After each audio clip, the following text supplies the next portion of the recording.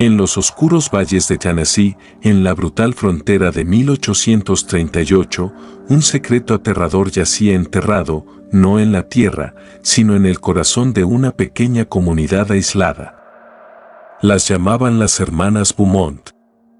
Y en una época en la que la vida era brutalmente corta y estaba grabada en los rostros de cada hombre y mujer, ellas simplemente nunca envejecían. Esta es una historia que nunca debiste escuchar. Un fragmento de la historia de Estados Unidos que fue deliberadamente enterrado, hablado solo en susurros por familias cuyos ancestros hicieron un pacto con algo antiguo e incomprensible. Se nos dice que debemos creer en el progreso, en la marcha constante del tiempo que reduce todas las cosas al polvo. Pero, ¿y si en un rincón apartado del Nuevo Mundo, en un lugar de bosques oscuros y arroyos olvidados, el tiempo mismo hubiera sido capturado? ¿Y si hubiera sido mantenido cautivo por 7 mujeres con ojos que reflejaban la quietud de un lago profundo y piel tan suave como piedra de río pulida, año tras año, década tras década? Esto no era un milagro. Era un misterio macabro, una prisión psicológica que atrapó a toda una comunidad, encadenándolos en una conspiración de silencio y miedo. Nuestra historia no comienza con su nacimiento, porque nadie podía decir con certeza cuándo fue, sino con la llegada de un hombre que se atrevió a hacer la única pregunta prohibida en ese valle: ¿por qué? Su nombre era Elias Thorne. Era un hombre de lógica y razón, un agrimensor del gobierno de los Estados Unidos, encargado de mapear la naturaleza indómita. Creía en líneas y fronteras, en los simples hechos observables del mundo. Pero las hermanas Beaumont no eran un hecho simple. Eran una imposibilidad, una violación viva y palpitante de las leyes de Dios y del hombre. Cuando Elías cabalgó por primera vez hacia la pequeña y aislada comunidad de Avonwood, lo sintió de inmediato, una extraña tensión contenida en el aire. La gente era próspera, de manera antinatural. Mientras el resto de la frontera luchaba contra la hambruna, la enfermedad y los brutales caprichos de la naturaleza, Avonwood parecía bendecida. Sus cosechas nunca fallaban. Su ganado siempre estaba sano. Y sus hijos nacían sin defecto. La gente era educada, pero sus ojos permanecían cautelosos. Respondían a sus preguntas sobre linderos y cauces con una vaguedad ensayada. Pero cuando preguntaba sobre la gran propiedad aislada en la loma del norte, un miedo palpable lo silenciaba. Ese es el lugar de las Beaumont, murmuraban, y es mejor dejarlas en paz. Elías era un hombre de curiosidad obsesiva, un rasgo que le había ganado tanto renombre como desastres. Vio a las 7 hermanas por primera vez en el mercado local. Se movían juntas, como una entidad silenciosa y fluida, su belleza tan profunda que resultaba perturbadora. Cada una era una variación sobre un mismo tema: cabellos como oro hilado o azabache pulido, ojos de un azul imposible o de un verde esmeralda. Pero era su piel lo que desafiaba toda creencia. El duro sol de Tennessee, que curtía cada otro rostro, no las tocaba a ellas. La suya era luminosa, intacta por el tiempo. Las observó, fascinado, mientras comerciaban por provisiones, sus voces bajas y melódicas, hablando de una forma que era a la vez arcaica y perfectamente clara. Nunca sonreían, ni una sola vez.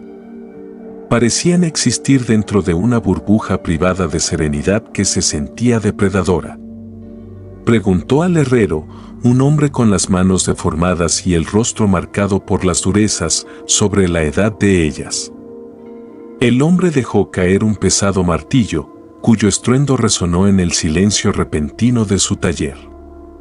Se secó las manos, negándose a mirar a Elías. «Ya estaban aquí cuando mi padre era un niño», dijo con voz grave, «y entonces se veían igual». Elías hizo el cálculo en su cabeza. ¿Eso las haría qué? ¿60? ¿70? Imposible. Las mujeres frente a él no aparentaban más de 20. Presionó el asunto, pero el herrero le dio la espalda. Una muralla final, inalcanzable, de negación. Algunas cosas, agrimensor, no están hechas para ser medidas, murmuró el viejo. Tú trazas la tierra. Deja las almas en ella en paz. Esa noche, Elías escribió en su diario, no es la piedad lo que sella sus labios. Es el terror. Toda la comunidad actúa como carcelero de un secreto que no se atreven a pronunciar. No están protegiendo a las hermanas. Las están conteniendo. El encuentro con el herrero solo endureció la determinación de Elías. El miedo ahora se mezclaba con una curiosidad aterradora que se sentía como una adicción. Sabía que los canales oficiales eran una pérdida de tiempo. La historia del pueblo había sido borrada, su memoria alterada quirúrgicamente. Necesitaba un enfoque diferente. Tenía que entrar en su fortaleza. Su oportunidad llegó en forma de una mentira. Elías era un botánico aficionado, una habilidad que había adquirido durante sus largas expediciones solitarias. Notó que los bosques alrededor de la propiedad de las Beaumont estaban llenos de flora inusual, plantas que nunca había visto documentadas. Algunas eran extrañamente vibrantes, otras sutilmente deformes, como si la misma tierra allí fuera diferente. Empacó una bolsa con su mejor papel de dibujo e instrumentos científicos y, ignorando los susurros temerosos de los habitantes del pueblo, emprendió la larga caminata por el sendero sinuoso hasta la hacienda de las Beaumont. Tal como lo había descrito el reverendo, el aire se volvió quieto y frío a medida que se acercaba. La casa era una extensa construcción de troncos de una sola planta, impecablemente mantenida, pero edificada en un estilo de al menos un siglo atrás. No había señales de deterioro, ni musgo en el techo, ni hundimiento en el porche. Era tan intemporal como sus habitantes. Al entrar en el claro, la puerta principal se abrió. Una de las hermanas, pelirroja con ojos del color del musgo, estaba allí. «Eres el agrimensor», dijo. No era una pregunta. Su voz era como miel y hielo. Elías, reuniendo todo su valor, explicó su propósito, que estaba documentando la flora única de la región y había oído que sus tierras eran las más prístinas del valle. Pidió permiso para estudiar los especímenes de su propiedad. La hermana, cuyo nombre sabría después que era Sarapina, lo observó con una mirada analítica y perturbadora. Durante un largo momento no dijo nada. Elías sintió como si su mente fuera abierta en capas, sus intenciones expuestas y examinadas. Entonces, un destello de algo, diversión, curiosidad, pasó por sus ojos. «A mis hermanas y a mí nos agradan las rarezas de la naturaleza», dijo, con una sonrisa que no alcanzó sus ojos. «Puedes mirar, pero no te alejes del bosque. Y no toques nada que crezca cerca del manantial». Señaló hacia un grupo oscuro de árboles antiguos, de los que parecía elevarse una tenue neblina. La advertencia fue pronunciada con una placidez tan definitiva que sonaba menos a una sugerencia y más a una ley de la física. Al pasar junto a ella, Elías sintió una ligera carga estática en el aire, un zumbido de energía latente que parecía emanar de la misma casa. Ya estaba dentro, pero tenía la aterradora certeza de haber entrado en una trampa hermosa y perfectamente diseñada. Durante los siguientes días, Elías documentó meticulosamente la vida vegetal de los bosques de las Beaumont, una cobertura perfecta para su verdadero objetivo, observar. Se mantuvo alejado de la casa, pero era muy consciente de la presencia de las hermanas. Ellas aparecían a horas extrañas, a veces solas, a veces en grupo, para cuidar un jardín geométricamente preciso o recorrer el perímetro de la propiedad. Se movían con una gracia silenciosa y sincronizada, tanto cautivadora como inhumanamente perturbadora. Nunca parecían hablar entre ellas, y aún así actuaban en perfecta concordancia, como si se comunicaran por un medio invisible. Las plantas que descubría estaban mal. Encontró helechos con patrones fractales imposiblemente complejos, flores que florecían en tonos que apenas podía registrar con sus ojos, y un tipo de musgo que palpitaba con un tenue resplandor bioluminiscente bajo la sombra de los árboles antiguos. Era como si la evolución en ese pequeño trozo de tierra hubiera tomado un camino diferente, más inteligente. Las dibujaba frenéticamente, con su mente científica en vilo. Una tarde se atrevió a acercarse al manantial prohibido que Sarapina había mencionado. El aire allí era notablemente más frío, y un extraño aroma dulce, mezcla de tierra húmeda y belladona en flor, impregnaba el ambiente. El manantial era un estanque de agua tan negra y quieta que parecía absorber la luz. Nada crecía en sus orillas en un radio de 3 metros, un círculo perfecto de tierra estéril. Al arrodillarse para examinar el suelo, vio algo grabado en una gran piedra plana junto al agua. Era un símbolo, un círculo con 7 líneas interconectadas formando un patrón estrellado complejo. No era un símbolo nativo americano, ni nada de las tradiciones europeas que conocía. Se sentía más antiguo, primordial. Una voz a su espalda lo hizo ponerse de pie de un salto. «Te dije que no vinieras aquí». Era otra hermana. Esta tenía el cabello blanco como la nieve, aunque su rostro era tan joven y terso como el de las demás. Su nombre era Ara. Sus ojos no estaban llenos de ira, sino de una profunda y antigua tristeza. «Este lugar no es para ti», dijo suavemente. «El agua recuerda cosas. Cosas para las que tu mente no está hecha». Elías, con el corazón desbocado, señaló el símbolo. «¿Qué es esto?». La mirada de Ara se suavizó. «Es un candado», susurró apenas audible. «Y nosotras somos la llave. Ahora vete. La tierra aquí tiene hambre. No distingue entre una raíz y un hueso». La amenaza fue pronunciada con tanta delicada tristeza que resultó más aterradora que cualquier maldición. Elías retrocedió lentamente, con la mente agitada, un candado, una tierra hambrienta. Ya no era simplemente un agrimensor investigando una curiosidad local. Había tropezado con algo totalmente distinto, un sistema vivo, un mecanismo antiguo cuyos engranajes eran 7 mujeres hermosas y aterradoras. El encuentro con Ara junto al manantial lo cambió todo para Elías.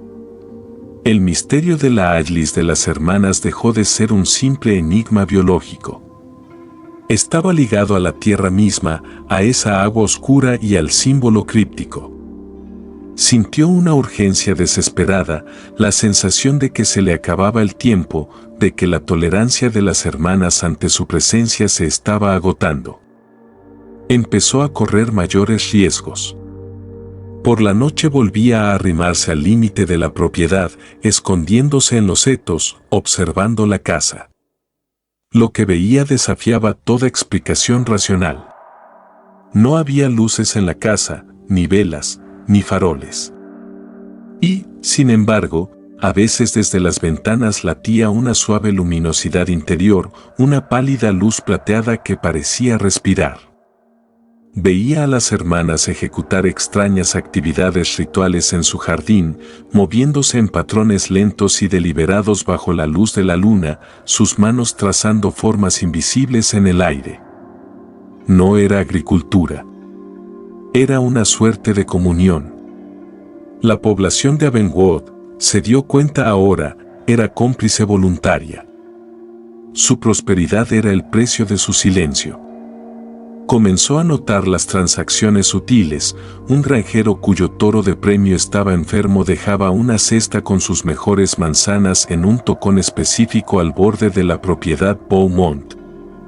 Al día siguiente, el toro se recuperaba milagrosamente. Una mujer con dificultades en el parto dejaba un pequeño pájaro tallado. Su alumbramiento era rápido y sin dolor. Las hermanas no eran simples ermitañas. Eran el eje central de una economía oculta, intercambiando su influencia por tributos. Era un sistema de poder, antiguo y profundamente arraigado. La gente de Abenwood no solo temía a las hermanas, dependía de ellas. Estaba atada a un pacto hecho generaciones atrás. Cualquiera que amenazara ese delicado equilibrio no sería tolerado. No por las hermanas, y ciertamente tampoco por el pueblo. Elías comprobó esto en carne propia cuando intentó hablar de nuevo con el herrero, mencionando el símbolo que había visto. El rostro del hombre se tensó.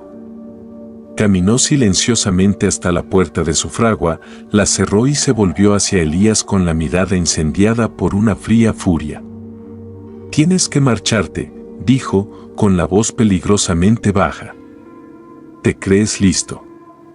Crees que traes la verdad. Pero lo que traes es una perturbación, un desequilibrio. Ellas mantienen este valle a salvo. Nos mantienen enteros. El precio por eso es que no hacemos preguntas y no permitimos que los forasteros las hagan tampoco». Cogió un cuchillo de caza pequeño, perfectamente forjado, de su banco de trabajo.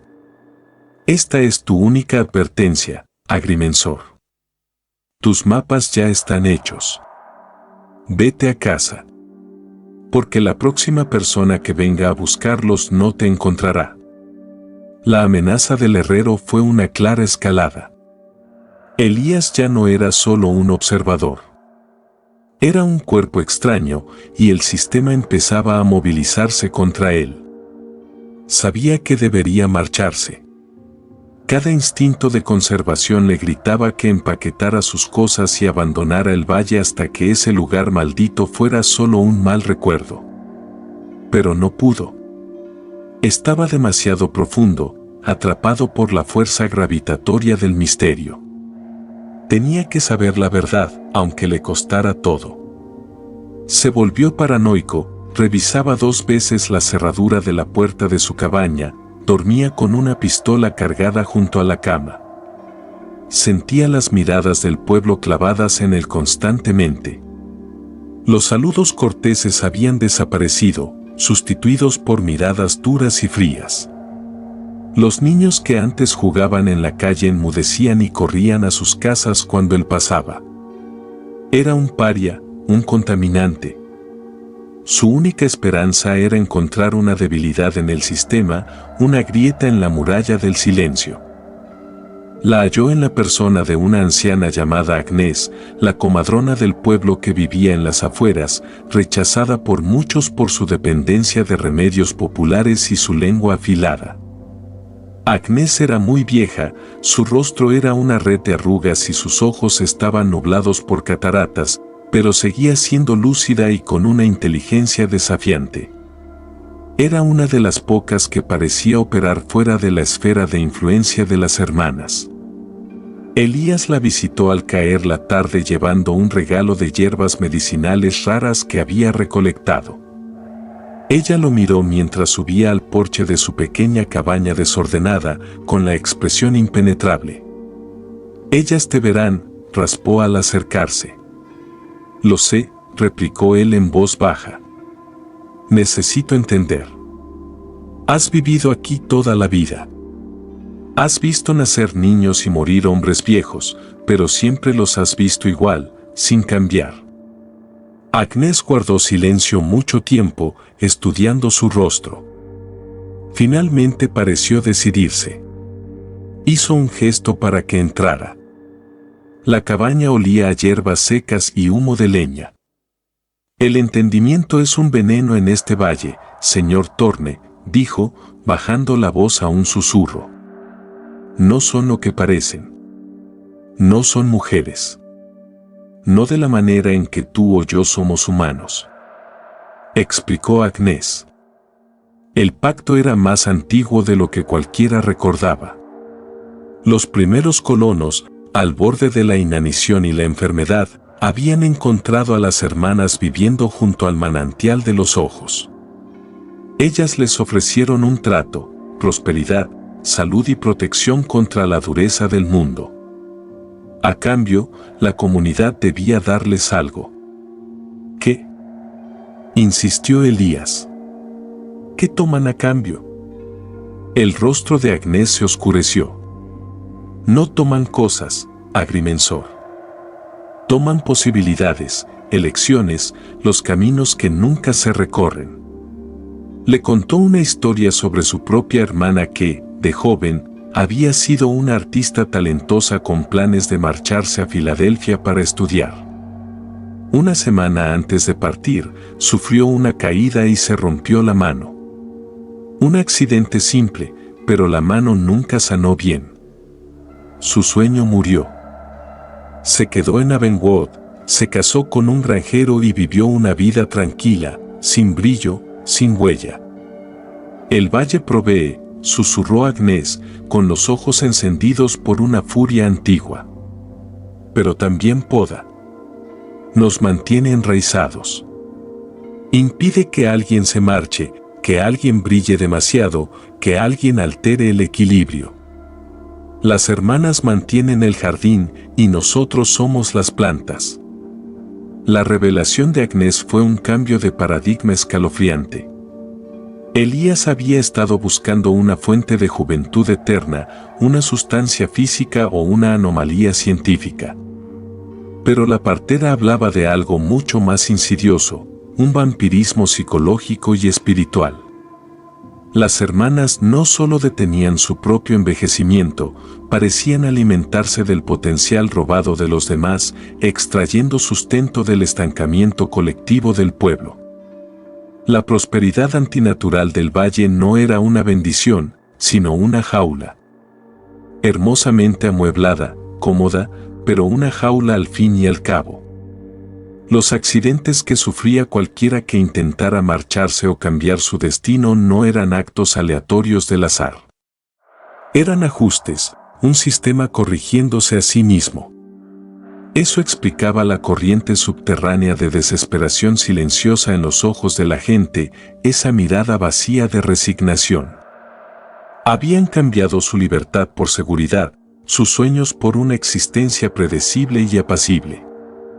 Elías sintió un horror profundo. Aquello era un culto, no de personalidad, sino de lugar, con las hermanas como sus silenciosas y eternas sumas sacerdotisas. Agnès le dio una pieza más del rompecabezas, un rumor susurrado que no podía confirmar. Dicen que hay un lugar en su casa, murmuró, apenas audible.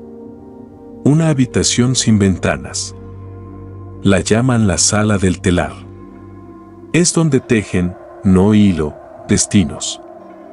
La imagen era mítica, aterradora, 7 mujeres, como las moiras de la leyenda griega, hilando las vidas de las personas bajo su cuidado. Antes de que Elías se marchara, Agnès le metió en la mano un pequeño paquete envuelto con fuerza. Estaba lleno de una hierba oscura y acre. Llévala contigo siempre, advirtió. No las detendrá, no si realmente te quieren. Pero puede nublar su visión. Puede darte un momento en que no puedan verte. Usa ese momento con sabiduría. Armado con este nuevo y aterrador conocimiento y con el pequeño paquete de hierbas, Elías supo lo que tenía que hacer. Su investigación ya no podía hacerse desde fuera. Tenía que volver a entrar en esa casa. Tenía que encontrar la sala del telar. Pasó el día siguiente en un frenesí de planes, con la mente desbocada. No podía simplemente entrar. Necesitaba una razón, un pretexto que le permitiera acceder más allá del vestíbulo.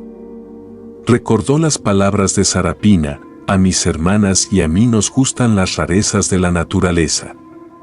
Había estado estudiando las plantas.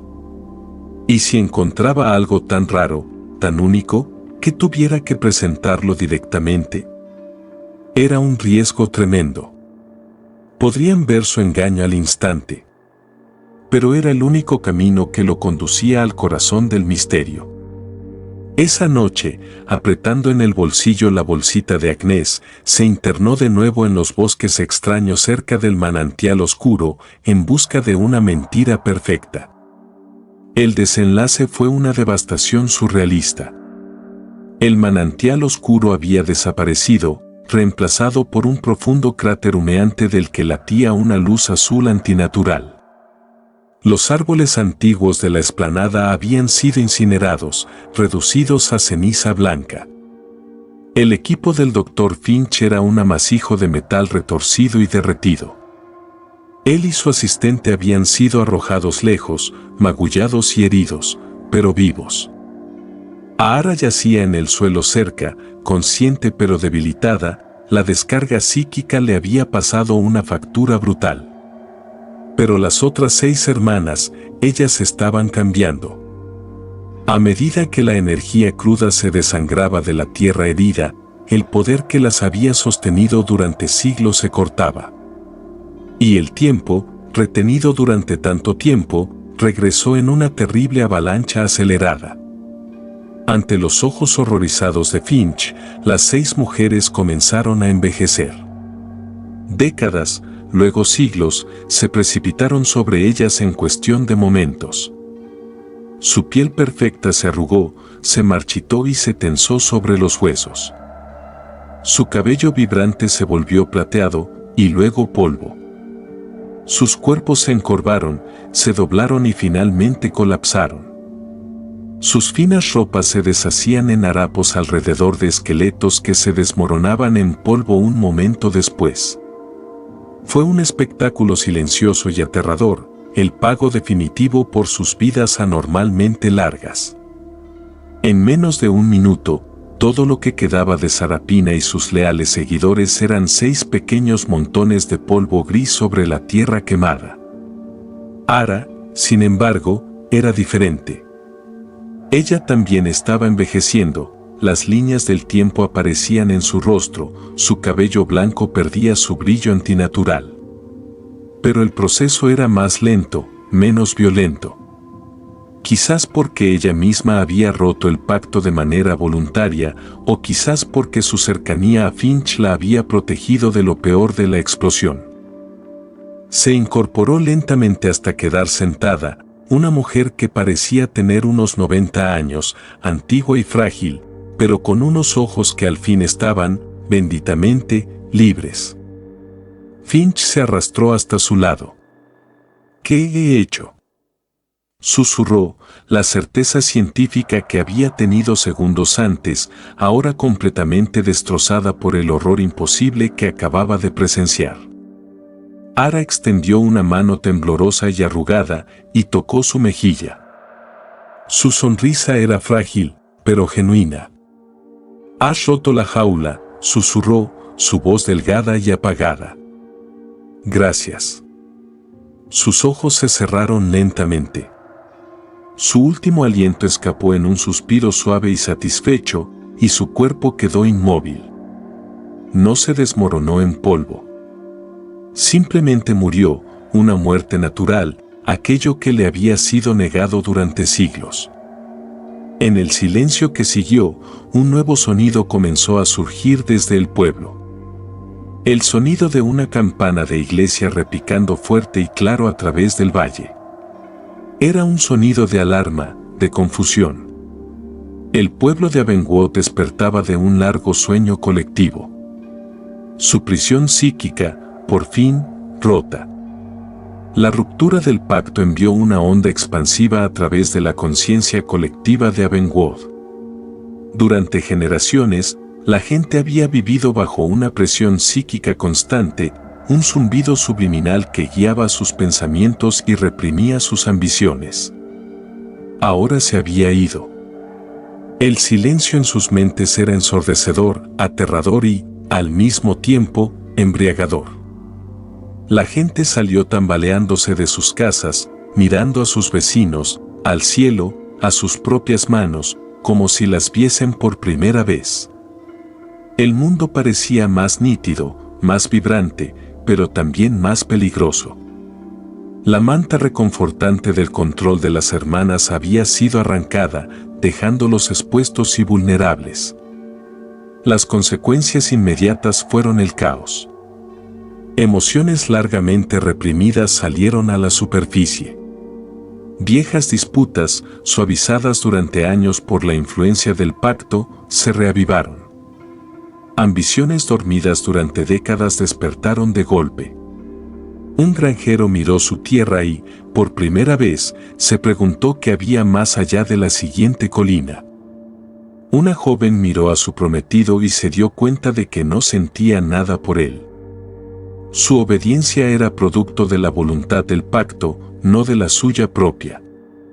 La prosperidad antinatural del pueblo comenzó a desmoronarse casi de inmediato. Una plaga apareció en un campo de maíz.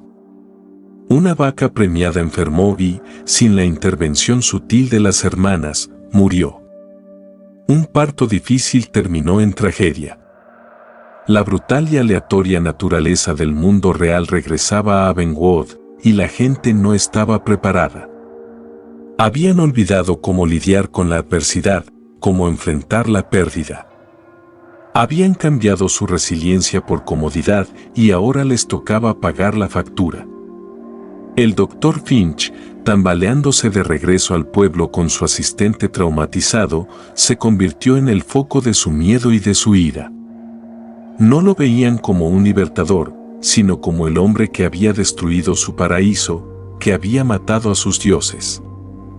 El herrero, ahora un anciano, pero con el mismo fuego en sus ojos, encabezó a una turba que acorraló a Finch en la plaza del pueblo. Lo llamaban asesino, demonio, el hombre que había roto el pacto y los había condenado al sufrimiento del mundo exterior. Él intentó explicar, decirles que eran libres, pero sus palabras fueron ahogadas por su dolor y su terror. Fue la anciana Agnes quien lo salvó. Ahora una figura de inmensa vejez apareció al borde de la multitud, apoyada en un bastón. Sus ojos, nublados por cataratas, parecían ver más claro que los de cualquiera. Necios. Crow, su voz sorprendentemente fuerte. Lloráis por las rejas de vuestra jaula. Este hombre no os condenó. Os devolvió vuestras almas. Ahora debéis aprender a usarlas de nuevo. Sus palabras, viniendo de una figura que siempre había vivido en los márgenes de la sociedad, dejaron a la multitud en silencio. La crisis se evitó, pero el valle había cambiado para siempre. Se había reincorporado a la corriente de la historia y ahora tendría que hundirse o nadar por sí mismo. En los años siguientes, Abengood se convirtió en un lugar de leyendas y fantasmas. La historia de las 7 hermanas y el pacto quebrado se volvió un relato susurrado, una pieza de folclore oscuro contada para asustar a los niños. Los verdaderos y aterradores detalles fueron suavizados, mitificados y, con el tiempo, olvidados por todos excepto unos pocos. El valle luchó. Se enfrentó a dificultades de las que había estado protegido durante más de un siglo. Muchas personas se marcharon, incapaces de soportar el regreso de la incertidumbre y las exigencias de la verdadera libertad. Se dispersaron por todo el país, llevando consigo una extraña melancolía no dicha. El miembro fantasma de una conexión psíquica que había sido cortada. La hacienda Beaumont cayó en ruinas. La casa, ya sin el poder de las hermanas que la sostenía, se deterioró rápidamente, colapsando sobre sí misma en el lapso de una década. Los bosques que la rodeaban se volvieron salvajes y enmarañados, y el abismo donde antes brotaba el manantial se convirtió en un lugar de superstición local, un terreno maldito al que nadie se atrevía a acercarse. La gente decía que aún se podía escuchar un extraño zumbido en las noches silenciosas y que la tierra estaba estéril por las lágrimas de los 7 fantasmas que la habitaban. La vida del Dr. Alastair Finch quedó irrevocablemente alterada. Regresó a la universidad, con su carrera en ruinas. Su informe oficial era un desastre de contradicciones, un relato científico cuidadosamente censurado sobre una anomalía geotérmica, intercalado con frenéticas notas manuscritas sobre sucesos imposibles y mujeres que se deshacían en polvo.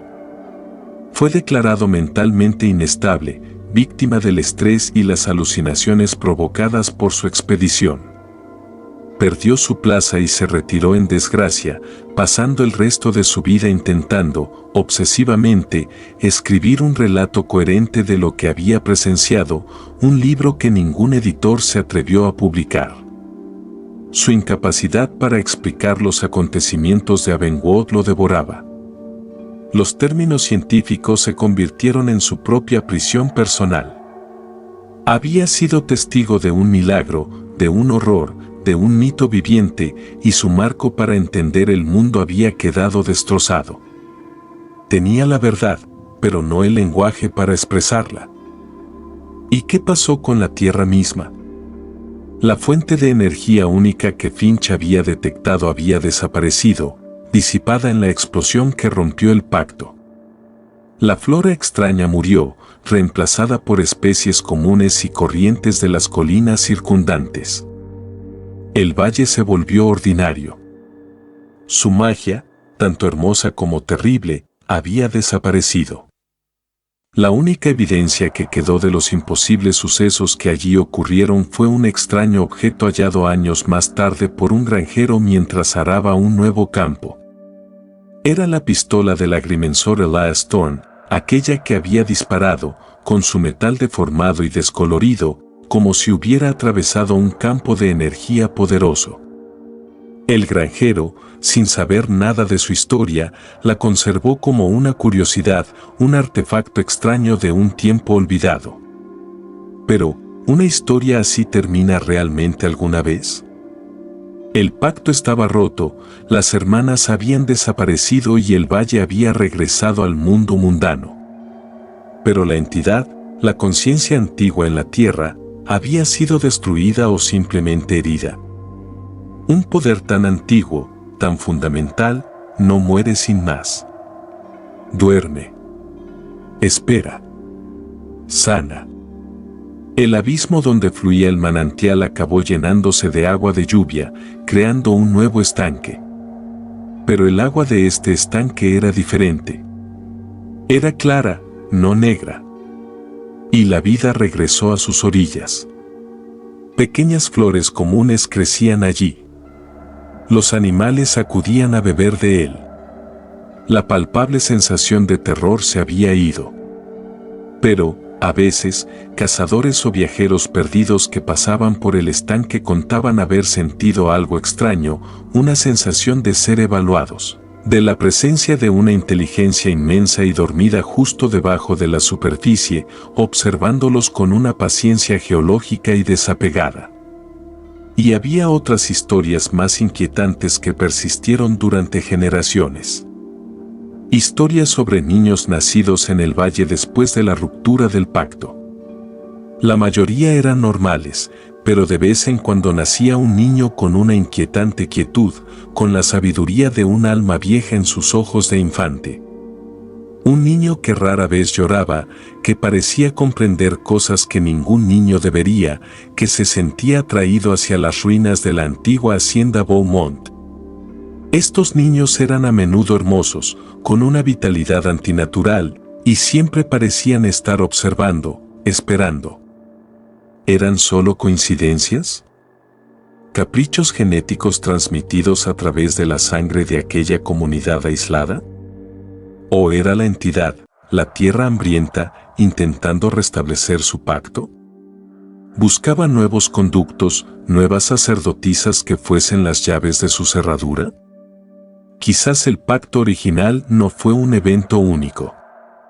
Quizás sea un ciclo, una relación simbiótica que la propia Tierra busca crear cada vez que las condiciones son adecuadas, una comunidad aislada, un pueblo desesperado y una fuente de profundo poder telúrico. La historia de Abengood puede que no sea una anomalía histórica única. Puede que sea un plano, una advertencia de lo que puede suceder cuando la desesperación humana se cruza con fuerzas que están justo fuera de nuestro estrecho entendimiento científico del mundo. Fuerzas dispuestas a ofrecernos los deseos más profundos de nuestro corazón, a cambio de un precio que solo comprendemos cuando ya es demasiado tarde para romper el pacto. Esto nos lleva a una pieza más moderna y quizás más inquietante del rompecabezas. En 1978, una corporación bajo la fachada de una empresa maderera compró extensas parcelas de tierra en el antiguo valle de Abengood, incluido el sitio de la vieja hacienda Beaumont. Cercaron toda el área, colocando guardias armados y señales de prohibido el paso que citaban contaminación ambiental e inestabilidad geológica. A los residentes locales se les dijo que era un proyecto estándar de recuperación de tierras. Pero un periodista local curioso, intrigado por el oscuro folclore del valle, investigó más a fondo. Descubrió que la empresa maderera era una subsidiaria de una corporación más grande y enigmática, involucrada en biogenética e investigación de energías esotéricas. Su junta directiva era un grupo internacional de industriales adinerados y discretos, todos conocidos por su obsesión con la longevidad y la ciencia marginal. El periodista logró obtener un memo interno filtrado de la corporación. Era un informe de estudio geológico del valle. Hablaba de un campo de energía única en estado de dormancia, pero que mostraba señales de regeneración cíclica. El informe mencionaba anomalías biológicas extremas en la historia local y concluía que el sitio representaba una oportunidad de clase 1 para la explotación de recursos paranaturales. El lenguaje era frío, corporativo y absolutamente escalofriante. Lo habían encontrado. Habían detectado los rastros persistentes del poder de la entidad y no le tenían miedo. No veían un dios hambriento al que debían apaciguar. Veían un recurso para explotar, una fuente de poder que podían extraer, un producto que podían embotellar y vender al mejor postor. El periodista que descubrió este memo, un joven llamado Richard Stern, publicó su historia en un pequeño periódico independiente. Una semana después, murió en un accidente de coche. Un solo vehículo, en una noche clara y seca. El informe policial citó fatiga del conductor. Sus archivos, toda su investigación sobre la corporación y Abengood, desaparecieron de su apartamento. El sistema, al parecer, había aprendido a ser más eficiente. Ya no necesitaba accidentes fortuitos ni conspiraciones locales. Ahora contaba con abogados, empresas fantasma y hombres de traje oscuro que sabían cómo eliminar un problema con precisión corporativa y despiadada. El viejo pacto de Abengood, nacido de la desesperación y la supervivencia, estaba siendo reemplazado por uno nuevo, nacido de la codicia y un hambre insaciable de poder. ¿Cuál es la naturaleza de este nuevo pacto? El antiguo era un sistema cerrado. Las hermanas tomaban el potencial del valle y lo devolvían a la comunidad, creando una burbuja de prosperidad antinatural. Era un ciclo horrible pero estable. Este nuevo sistema es diferente. Es un sistema abierto. La corporación no está interesada en crear un valle próspero. Está interesada en la extracción. Quieren perforar ese poder ancestral, bombearlo y enviarlo a sus laboratorios privados en Ginebra o a sus clínicas de rejuvenecimiento en Dubái.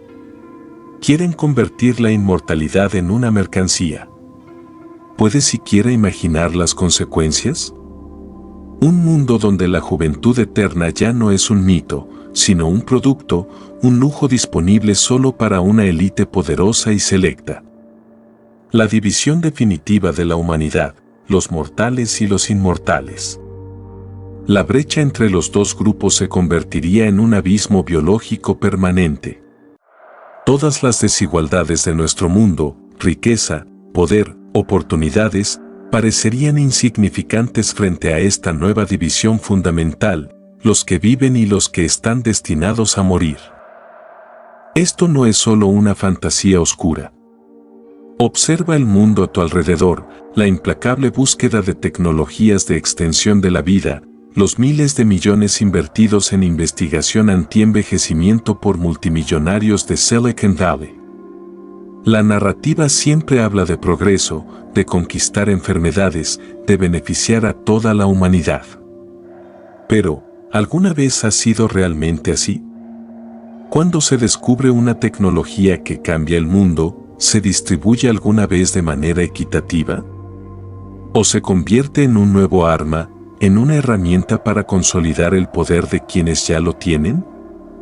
La historia de Abengoa nos enseña que tal poder siempre tiene un precio. Las hermanas debían alimentar a la entidad con vidas robadas y sueños truncados. ¿Qué o quién tendrá que alimentar esta nueva corporación? ¿De dónde vendrá la energía para sostener a una élite global de multimillonarios inmortales? El sistema requiere equilibrio. Siempre se debe pagar una deuda. No estás solo viendo una historia del pasado. Estás presenciando una advertencia sobre un futuro que se está construyendo ahora mismo en laboratorios secretos y en propiedades privadas de corporaciones, lejos de la vista del público. Si has llegado hasta aquí, ya no eres solo un espectador. Te estás convirtiendo en parte de la historia, en parte de la conciencia. Esa es la única defensa contra secretos así. Volvamos a un nivel humano. Pensemos en Ara. En muchos sentidos, ella es el corazón de esta historia. Formaba parte de un sistema eterno y monstruoso. Sin embargo, después de siglos de participación, Ara desarrolló algo que parecía una conciencia. Eligió traicionar su propia naturaleza, su propia familia, por un ideal de libertad. ¿De dónde surgió ese impulso? ¿Cómo, en un ser diseñado para la preservación estática, surgió la capacidad de cambio, de rebelión? Tal vez fue la influencia de Elias Thorne. Tal vez su desafío, su humanidad, sembraron una semilla en ella que tardó 50 años en germinar. O tal vez fue algo más fundamental. Quizás ningún sistema, por perfecto o poderoso que sea, puede extinguir verdaderamente la chispa humana de la empatía, la esperanza, el deseo de algo mejor. Ara representa la falla en toda prisión perfecta, el fantasma en la máquina, la posibilidad de que incluso un Dios pueda cambiar de opinión. Su tragedia es que su rebelión tuvo un costo, su propia vida y la de sus hermanas. Rompió la jaula, pero tuvo que destruir su mundo para lograrlo. Esto plantea una pregunta profundamente incómoda: ¿vale la libertad el precio del caos? La gente de Abengoa tenía seguridad, salud y paz. Estaban a salvo. A cambio, renunciaron a su libre albedrío, a su potencial. Cuando Ayara y Finch rompieron el pacto, les devolvieron su libertad, pero también les devolvieron su sufrimiento. Les devolvieron la plaga, la enfermedad, la mortalidad infantil y el dolor de la pérdida. Honestamente, ¿qué elegirías tú? ¿Una vida segura, cómoda y predecible, donde tu destino está gestionado por otros, o una vida de absoluta libertad con todos sus riesgos inherentes, sus brutales incertidumbres y su potencial de fracaso catastrófico? No hay una respuesta fácil. Todos afirmamos valorar la libertad por encima de todo. Pero en nuestra vida diaria, ¿cuántos de nosotros buscamos activamente comodidad, seguridad y previsibilidad? ¿Cuántas de nuestras decisiones están guiadas por el deseo de minimizar riesgos y evitar el dolor? La historia de Abengoa es un espejo oscuro. Nos obliga a mirar los pactos que hacemos en nuestra propia vida, las pequeñas libertades que intercambiamos cada día por una sensación de seguridad. El valle es un microcosmos de un conflicto humano fundamental, la guerra entre el deseo de seguridad y el anhelo de liberación. La evidencia física de esta historia, por diseño, es casi inexistente. La casa Beaumont ha desaparecido. Las hermanas son polvo. Los registros académicos del Dr. Finch fueron desacreditados y enterrados. El diario de Elias Thorne nunca se encontró. Así se guardan los secretos poderosos, no construyendo muros, sino borrando la historia misma, haciendo que parezca tan fantástica, tan increíble, que puede ser descartada como mero folclore. Pero siempre quedan rastros para aquellos que saben cómo buscarlos. Hay lecturas geológicas anómalas en ese valle específico de Tennessee que todavía desconciertan a los científicos. Hay linajes que rastrean su ascendencia hasta Avonwood, familias con registros de salud y longevidad estadísticamente improbables, y un folclore recurrente compartido sobre 7 bellas mujeres que nunca envejecieron. Y luego está la evidencia más tangible y oculta. La entidad corporativa que compró la tierra en los años 70 hectáreas construido en las últimas décadas una enorme instalación subterránea en el sitio de la antigua hacienda Beaumont. Su propósito oficial es el almacenamiento a largo plazo de semillas agrícolas. Un objetivo noble e inocuo. Pero imágenes térmicas satelitales filtradas por una fuente anónima muestran una enorme firma energética inexplicada emanando desde el subsuelo profundo, exactamente donde Finch había detectado el pulso sísmico. La instalación consume más energía que una pequeña ciudad. Sin embargo, no está conectada a ninguna red pública. Es completamente autosuficiente. Y lo más perturbador son los registros de contratación. La corporación recluta de comunidades científicas de élite muy específicas. Pero también busca otro tipo de personas. Buscan jóvenes mujeres, siempre en grupos de 7, de todo el mundo. Estas mujeres son huérfanas, sin familia ni conexiones. Se les ofrece contratos de por vida con compensaciones increíbles. Pero hay una condición, deben cortar todo vínculo con sus vidas anteriores. Entran en la instalación y nunca se las vuelve a ver. La corporación no solo intenta aprovechar el poder. Está intentando reconstruir la máquina. Intentan crear un nuevo conjunto de llaves para la antigua cerradura. Están intentando replicar a las hermanas Beaumont.